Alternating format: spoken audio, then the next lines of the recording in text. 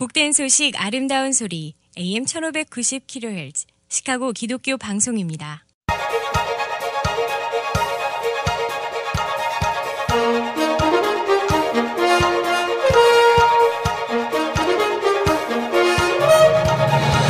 김정일 해설위원의 시사 해설.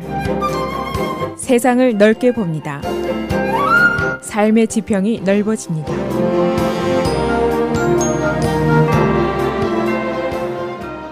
시사 해설입니다. 지금 한참 government shutdown으로 시끄러운데 사실은 이것이 앞으로 다가올 여러 가지 정치적인 전쟁의 서곡 정도에 불과한 것이다. 그런 예상이 정치권과 언론 쪽에서 계속 나오고 있습니다. 다시 말하면 트럼프 대통령 임기 이제 절반이 지났고 앞으로 남은 2년 동안 수많은 정치적인 전쟁이 계속될 것이라는 것인데 지금 이 샷다운은 시작에 불과한 것이다. 그런 이론입니다. 한 정치평론가는 이 전쟁들이 트럼프와 민주당 간의 저항의 대결이 아니고 피해 대결이 될 것이다. They are out for blood. 이렇게까지 예상을 하고 있습니다. 여러 가지 근거들이 제시가 됐는데 지금 시대가 이제 분열의 시대입니다. 진보 보수가 완전히 양극화가 되어 있는 상태이고 또 의회는 민주당 공화당이 상원 하원을 따로따로 다수당으로 가지고 있습니다. 그리고 이제 스페셜 카운슬 특검이 특별 수사를 계속하고 있는 상황이고 또 트럼프와 언론과의 전쟁, 그 페이크 뉴스와의 대결, 이 언론과의 불화도 한 몫을 앞으로 차지하게 될 것이다. 그런 분석입니다.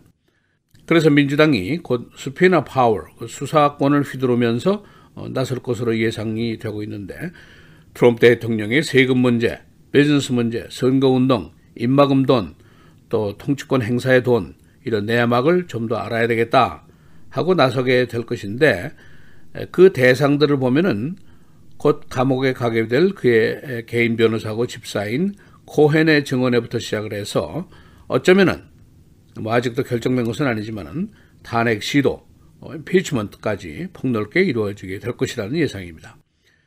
그래서 오늘은 앞으로 2년 동안 계속이 될 미국의 정치권의 분위기는 어떻게 될 것인지 또 소위 non-stop political war의 대상은 어떤 것들인지 정리해 보겠습니다. 지금 바야흐로 벌어지고 있는 이 멕시코 벽의 대결이 앞으로 2년간의 정치적인 투쟁의 면모를 어느 정도 엿볼 수가 있습니다. 우선 민주당이 이제 하원에서 다수당이고 하원은 정부에 대한 조사권, 감독권을 가지고 있습니다. 그리고 이 낸시 펠로시 의장은 자신의 정치적인 힘을 과시해야만 하는 입장에 있습니다. 또 그런가 하면 트럼프 대통령은 원래 예측불허의 밀어붙이기 정치를 선호하는 정치인입니다. 그래서 양자의 대결은 힘과 힘의 대결이 될 것이다. 즉 충돌의 관계일 수밖에 없다. 그런 분석입니다. 예를 들면은 화이트하우스에서 있었던 양자의 매우 껄끄러운 모습을 전 국민들이 텔레비전을 통해서 이미 봤습니다. 또 지금 그 멕시코 벽의 문제에 대해서 낸시는 타협에 흥미가 없다. 한 푼도 더 못 준다 하는 입장을 고수하고 있고 그런가 하면 트럼프는 지금에 와서 뒷걸음을 칠 입장도 되지 못합니다.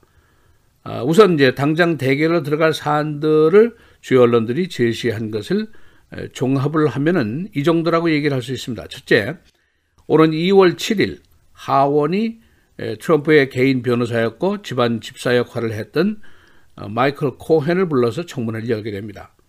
이미 이 사람은 유죄 판결을 받고 곧 감옥으로 들어가게 됩니다.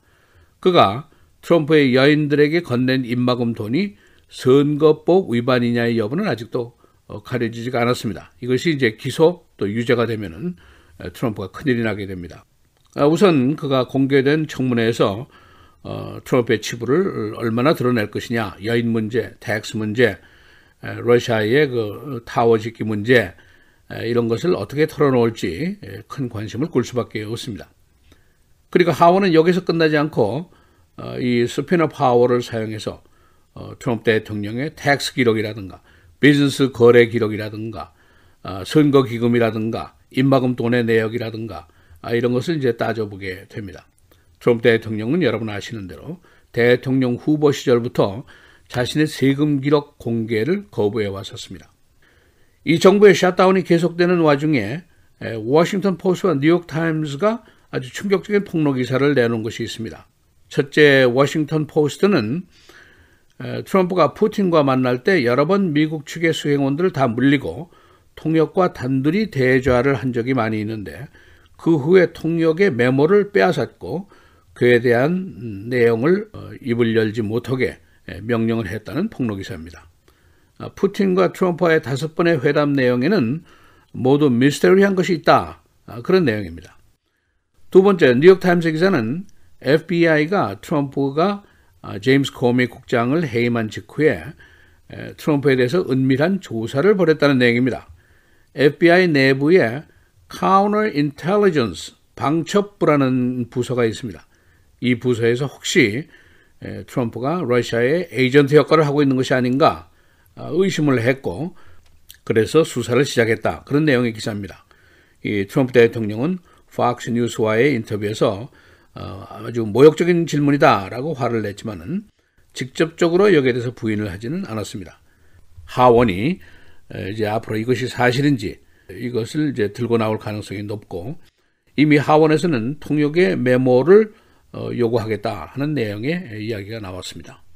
그리고 이미 의회가 새로 지명된 법무부 장관 후보 윌리엄 바 청문회를 어제 열었습니다. 관심사는 로버트 뮬러 특검의 수사에 영향력을 행사할 것이냐 하는 문제인데 그는 어제 수사가 종결될 때까지 그를 보호하겠다고 약속을 했습니다. 다섯 번째로 현재 멕시코 장벽 대결의 그 예산액이 57억 달러입니다. 전체 연방 예산의 1%에도 미치지 못하고 1%의 8분의 1 정도 그야말로 소액입니다.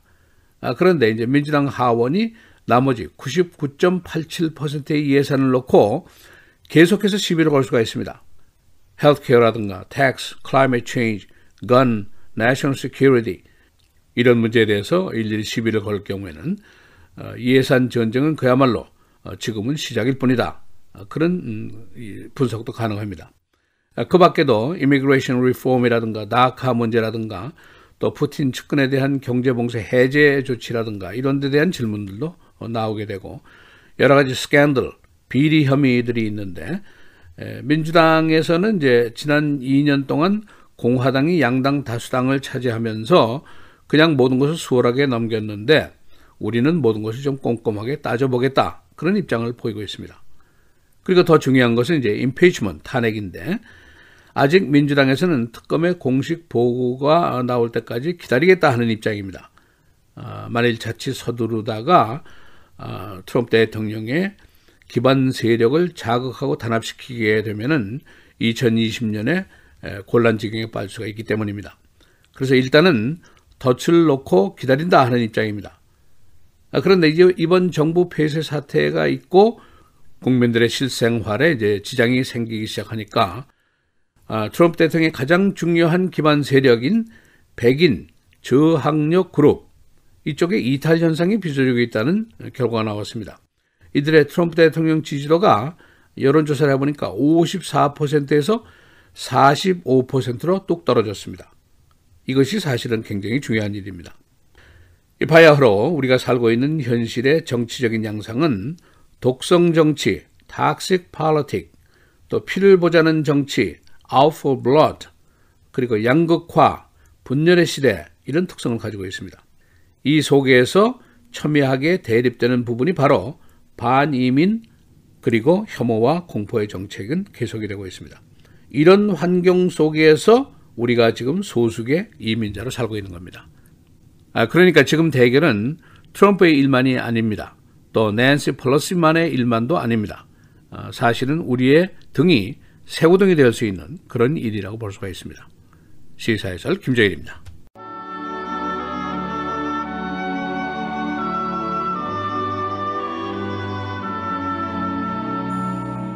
내 아들아, 여호와의 징계를 경히 여기지 말라. 그 꾸지람을 싫어하지 말라. 대저 여호와께서 그 사랑하시는 자를 징계하시기를 마치 아비가 그 기뻐하는 아들을 징계함같이 하시느니라.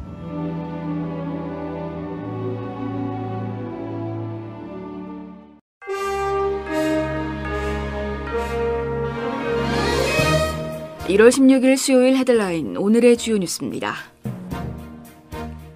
연방정부 부분 셧다운 26일째, 트럼프 행정부는 어제 연방공무원 약 5만 명에게 무급으로 일자리에 복귀하라는 명령을 내렸습니다. 트럼프 행정부는 세금 환금급 지급, 비행 안전감독, 식량 및 의약품 공급 검사 등 정부 주요 업무를 담당하는 연방 공무원들에게 복귀를 요청했습니다.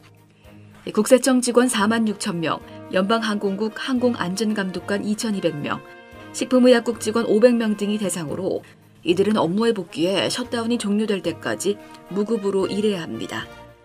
복귀 대상자는 셧다운 영향을 받은 약 80만 명의 연방 공무원들 중 일부입니다. 현재 총 210만 명의 연방 공무원 중 국민 생명 안전과 연관된 필수 인력을 제외한 약 80만 명의 무급으로 일하거나 강제 무급 휴직 상태에 놓여 있습니다. 장벽 예산 갈등에 따른 연방정부 셧다운이 지속되고 있는 가운데 트럼프 대통령이 여야 의원들에게 백악관 오찬을 제안했으나 민주당이 보이콧으로 반쪽짜리에 그치게 됐습니다. 트럼프 대통령의 이번 백악관 오찬 화동 초청이 당 지도부와 의원들을 갈라놓기 위한 노림수라는 판단에서 초대장을 받은 의원들이 집단적 보이콧에 나선 데 따른 것입니다. 트럼프 대통령과 민주당이 장벽 예산을 놓고 평행선을 달리면서 셧다운 사태가 장기화될 것으로 보입니다. 윌리엄 발 법무장관 지명자는 어제 뮬러 특검의 수사가 마녀 사냥이 아니라는 견해를 밝혔습니다. 발 지명자는 어제 상원법사위원회 청문회에 출석해 관련 질문에 난 뮬러가 마녀 사냥에 관여됐다는 걸 믿지 않는다고 답했습니다. 그는 또 특검이 제출한 보고서에 대해 손을 대지 않을 것임을 분명히 했습니다. 제임스 코미 전 FBI 국장에 대해서는 비판적 어조를 유지했지만 수위를 다소 조절했습니다. 발 지명자는 아울러 러시아는 미국의 잠재적 경쟁 상대라며 푸틴 러시아 대통령은 미 유럽 동맹의 악화와 함께 중동에서의 더 큰 역할을 원하는 것 같다고 러시아가 위협적인 존재임을 인정했습니다. 최근 파산 신청을 한 시얼스가 다시 회생할 것으로 보입니다.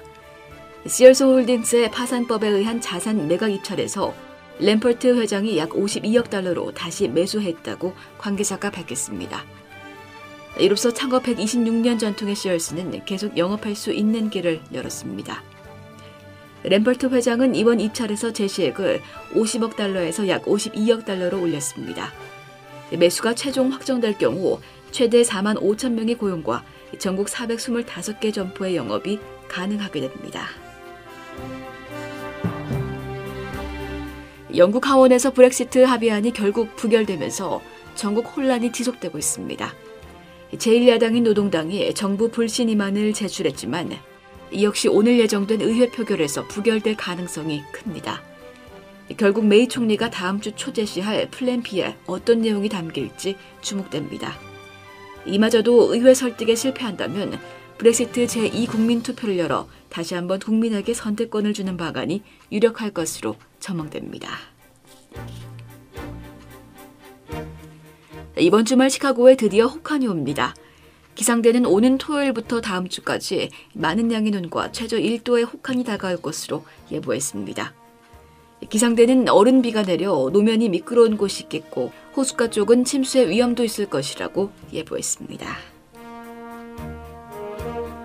시카고 시장 후보들이 공무원 연금 부족분 대책에 대해 말을 아끼고 있습니다. 시카고 트리븐 논설실이 마련한 어제 토론회에서 최소 5명의 후보들은 3억 달러의 펜션 구멍에 대해 당선 후에 대책을 강구하겠다는 정도의 의견을 내놨습니다. 시카고시는 2023년에 10억 달러의 펜션 지급액이 필요한 상태입니다. 철도 건널목에 정차된 차 안에 있던 96세 운전자를 10대 남성이 구출했습니다. 96세 버리치 여성은 롬바드 지역에 있는 철도 건널목에서 운전하고 가던 차를 멈추고 빠져나갈 길을 찾지 못하고 있었는데 뒤에 있던 19세 듀페이지 대학생이 그녀를 차에서 끌어내 기차와의 충돌을 피할 수 있었습니다. 그녀는 보행 보조기를 사용하는 노인입니다. 이 자동차는 구조 직후 기차와 충돌해 대파됐습니다. 날씨입니다. 오늘은 흐리고 기온은 어제와 비슷하겠습니다. 낮 최고 33도, 밤 최저 25도. 내일과 금요일도 흐린 날씨 이어지겠습니다. 내일 낮 최고 33도, 밤 최저 22도. 금요일 낮 최고 28도, 밤 최저 25도. 토요일 흐리고 오전 한때 1인치 안팎의 눈이 예상되는 가운데 최저 기온이 10도 안팎으로 뚝 떨어지고 찬바람이 강하게 불겠습니다. 낮 최고 27도, 밤 최저 10도입니다.